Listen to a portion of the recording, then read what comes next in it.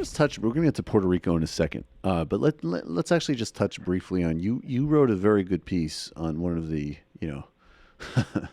one of the main enemies of this show, and one of the main gurus of YouTube, Jordan Peterson, and you focus specifically on this talk of equality of opportunity versus outcome. Now, I have a lot of problems with that generally because it doesn't really mean anything when you drill down into it.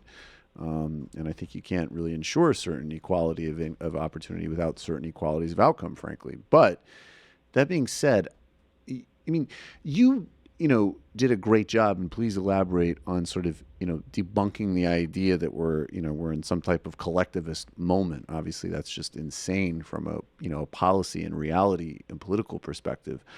But what do you make of, we spend so much time on the cultural resentments and the sort of contradictory politics that you just identified in the red states, that motivate some of the Republican base. I think there's an overlap, but the Jordan Peterson kind of audience is a bit different. There's a certain affluence to it, maybe. There's a certain self-helpedness to it. I guess maybe debunk his argument, but also why is it, do you think, that especially at a time like this, when nothing could be further from the truth, that this argument is so resonant? Yeah, well, I mean, Jordan Peterson is a complicated phenomenon, and I don't want to speak to all of it because a lot of different issues are wrapped up in that. But I do think that emphasis on the word issues. I'm sorry. Go ahead.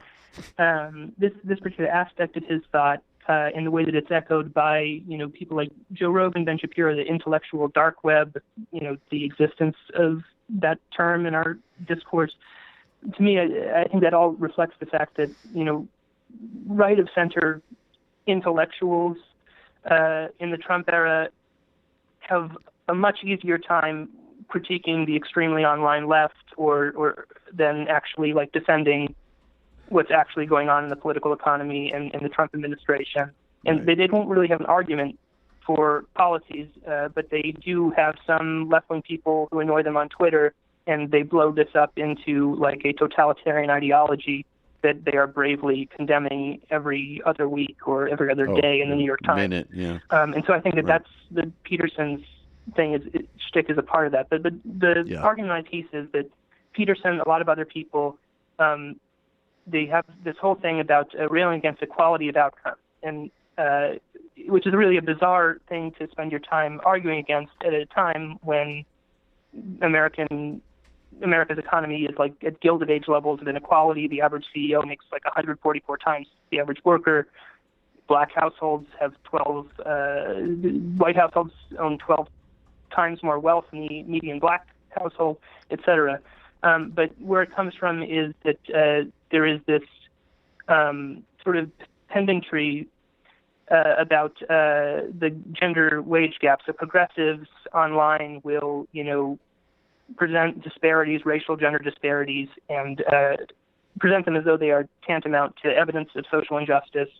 And there's this resentment, connected to the James Damore thing, and from this segment of right-leaning STEM sort of men who are it's a fallacy to suggest that just because there aren't as many female engineers as male engineers, that this means that there is a gender discrimination. People can just have differences. There are biological differences between the sexes.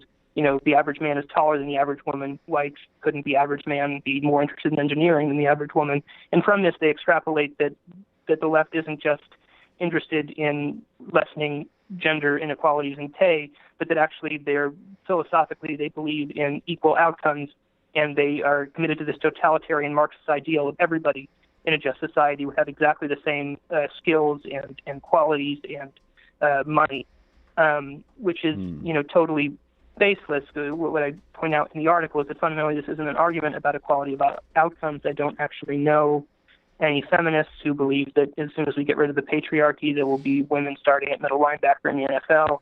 And I don't actually even know that many socialists who literally believe that after the revolution, we should have everybody having the exact same material goods. Most, I think, tend to believe that you need some sort of incentive structure to reward the people who, someone's got to clean the toilets after the revolution, and they better get rewarded, disproportionately from the people who are, whatever, podcasting. Well, Eric, there is another scenario about who cleans the toilets after the revolution, and there's some sort of, slightly, I don't want to elaborate on that. I'll save that for my other show. Go ahead.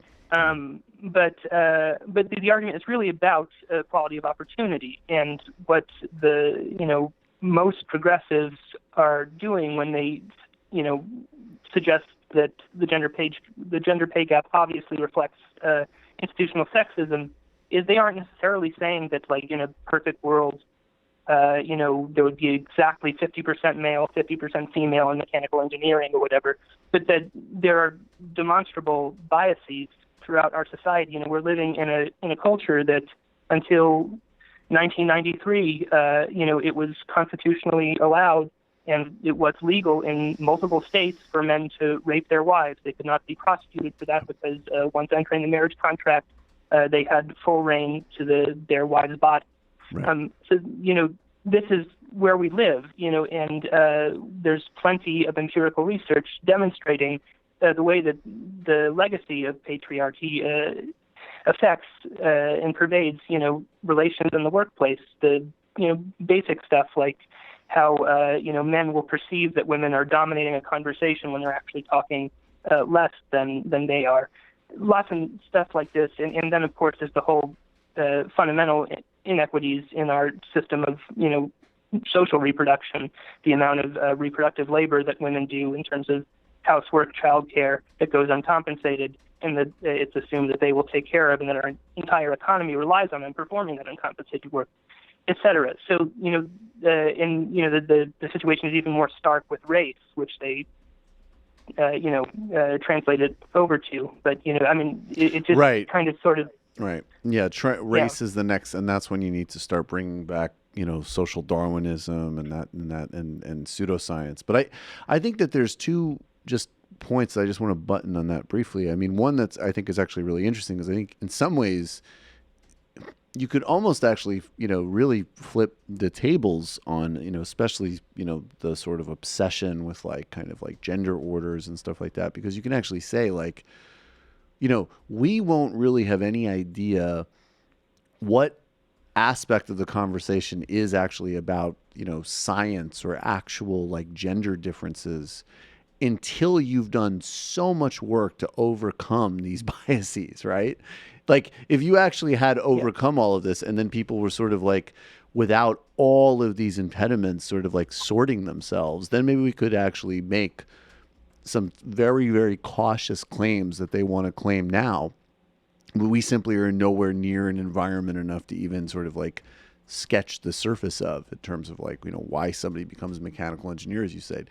And I think the second point though is that I guess when I say like certain outcomes, it's need to be ensured. Like, the sort of very obvious example, because a lot of times, at least when people get slightly concrete about equality of opportunity, and even these guys are not as direct on this either, but they'll say basically like, look, every single person needs to have access to a really high quality education. Well then, okay, but if you don't equalize, as an example, the tax base, so, tax funding is delinked from property taxes, and, then that's not going to work. And then in addition to that, if, two kids are going to school and they both have a great education, but one of them doesn't have food at home or health care, or their parents don't have health care, well, that's not going to work. So I think there are certain things that we could define as outcomes, like somebody never goes without food, healthcare, housing, really basic stuff that we have to ensure before we could even properly use this equality of opportunity term to begin with, because, it just sort of, it means nothing in the absence of those, sort of basic and obvious things. Yeah, I think it's used to fundamentally just assert without an argument that, if there isn't a jure discrimination, then you have equal opportunity. The Civil Rights Act passed, so stop complaining. Right. Which is, even the most, like, even if you wanted to extract away all social conditions, like growing up in poverty, we have the science now, exposure to lead pipes, exposure to insecurity in your family, changes your cognitive ability immediately. So, and it changes your gene expression. even. So like genetics cannot be separated from environment. Or even that can't be. So the most basic idea, who you are is fundamentally determined by the distribution of resources in your society to a significant degree. And this is the kind of stuff that these very scientific-minded right-wingers will not engage with.